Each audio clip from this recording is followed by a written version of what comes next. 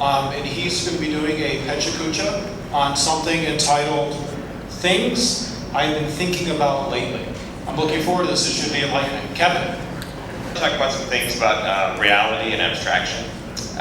Reality is a good thing. Being based in reality is a good thing, but abstraction, of course, is where the story happens, where meaning is made, and where change happens. This is reality TV, but of course it's more about storytelling and editing. Of course, we all know this, right? If you're a hammer, every problem looks like a nail. Hammers are based in reality, but they're an abstraction of a hand. Computers are kind of an abstract tool, or kind of a meta tool, right? I mean, it's a tool that makes tools. Software is making computers even more meta. It's like a tool that makes tools that makes tools. What do you do for a living? Design sits between things. Design is a bridge. Design makes connections. Design is kind of like glue. I actually think about design as kind of like as a meta field, and in fact, the previous presenter was talking about that earlier. It's like meta engineering, meta manufacturing. Prototypes are all about learning, about failing fast. Sketches encourage conversation, but real things force decisions. So this a little bit about this about making. I think that writer's block is sort of a result of people trying to edit and create at the same time. It's almost like there are two different modes, creating and editing. And sometimes you need kind of a space between creating and editing, either by different people or time. Sometimes it's represented as kind of a triangle. Sometimes people don't recognize sort of the double diamond, where it's like expansion, contraction, expansion, contraction. But like skiing, it's for experts only. It's a little bit like staying in and out of control. Kind of like playing on the edge a little bit. So, collaboration is a cliche, but I think it's kind of a way to allow this expansion and contraction to happen more quickly. You can actually have one person expand, another person contract, and switch positions. It's a lot of it is about collaboration. It's kind of about knowing what you suck at, so that you can actually work with somebody else. You have to recognize that ideas are very fragile. Not everybody recognizes this, I think. People who put ideas out into the world need support, need to extinguish the flame immediately. It kind of needs to be more like jazz improv. Not all ideas are good. You need trust and space and filters. Meaning is co-created, right?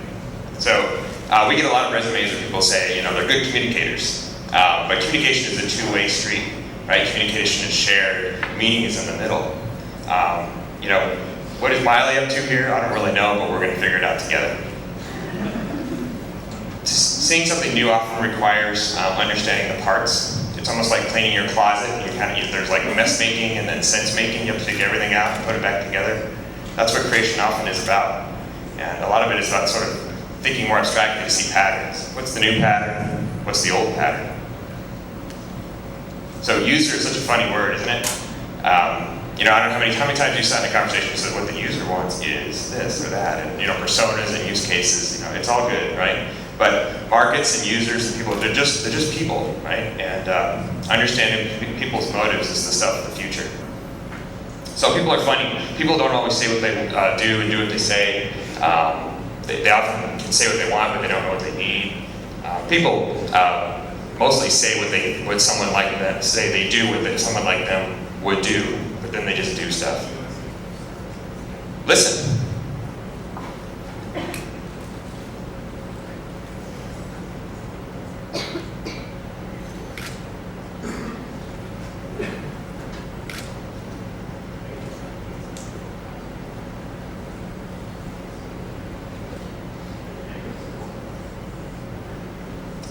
Look around, be an observer, be surprised every day.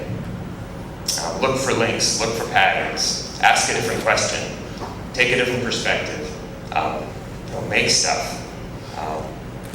Too often I think we sort of overanalyze and don't just act.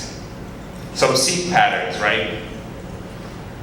Look for connections, look for causes and effects, look for your bias, others' biases. Think about the rules.